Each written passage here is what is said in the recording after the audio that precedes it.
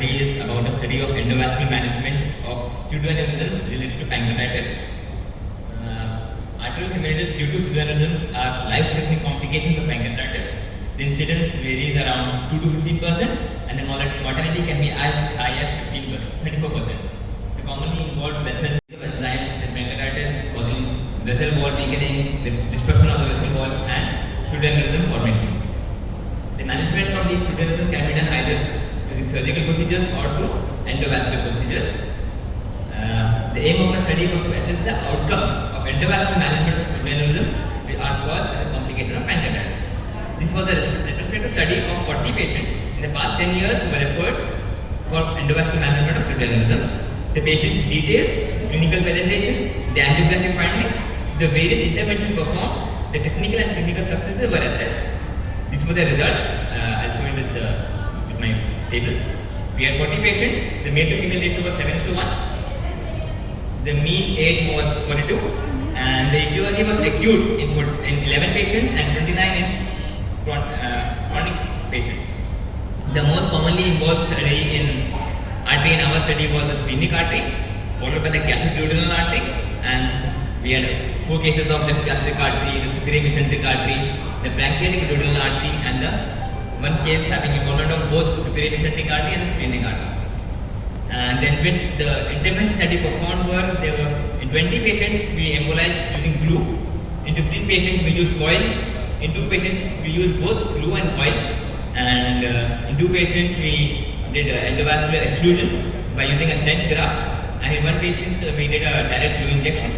We had a technical success of 100% and the clinical success was 92.5%, in which 2 patients had bleeding from other sources and 1 patient died as a complication of multi-organ failure. This is a summary of my study. I'll show a few cases. This is a 41-year-old male who came with acute pancreatitis and hematemesis. In this, you can see that there is an aneurysm formation in the left gastric artery. In the angio as well, you can see the celiac artery angio showing the splenic artery, the left gastric artery, and the common hepatic artery, the pseudoaneurysm arising from the left gastric artery. And in this patient, we embolized the pseudoaneurysm using coil, using glue. And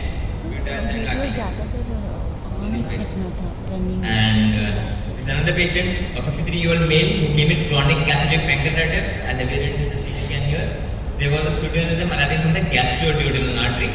This is the 3D rendering images showing the pseudoaneurysm, and the angio showing the pseudoaneurysm arising from the gastroduodenal artery. And in this patient, we embolized it using coils, both distally and proximally. We had inserted the coils and embolized the pseudoaneurysm.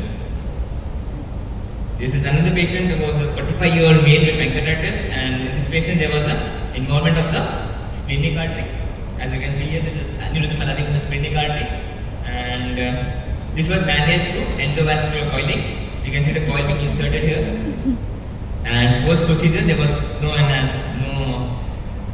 fillers. Yeah, post procedure there was no pseudoaneurysm visualized. This is another patient who was a 38-year-old female who came with pancreatitis, and in this patient you can see that there was pseudoaneurysm arising from the superior mesenteric artery. And when you look at the angio, here the pseudoaneurysm from the superior mesenteric artery angio showing the pseudoaneurysm, and in this patient there was a variant anatomy in which the common hepatic was coming from the superior mesenteric artery.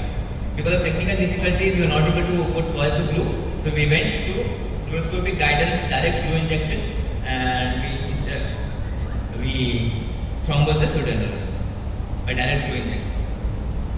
And this is the next patient who had a splenic artery involvement. You can see the small pseudoaneurysm in the proximal splenic artery. And in this patient, as it was feasible, we put a stent graft and did a reconstructive procedure. And post procedure there was no enhancement of the pseudoaneurysm. This is how stent graft looks like.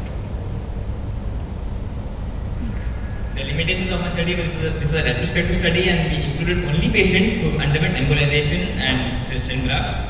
We did not include patients who underwent surgical management as the first option for pancreatitis-related bleeding.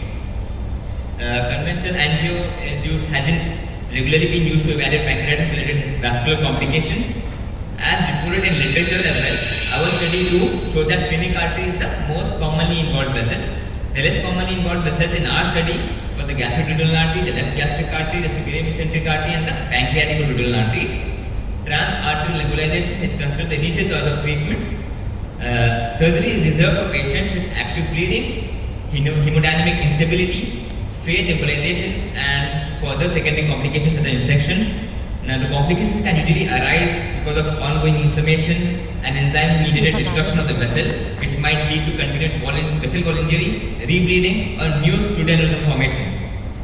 And in our study, we had only 2 patients who had rebleeding and 1 patient who had multi-organ failure. In conclusion, endovascular management is safe and effective in the management of pancreatic-related pseudoaneurysms, and it should be considered first-line treatment for such cases.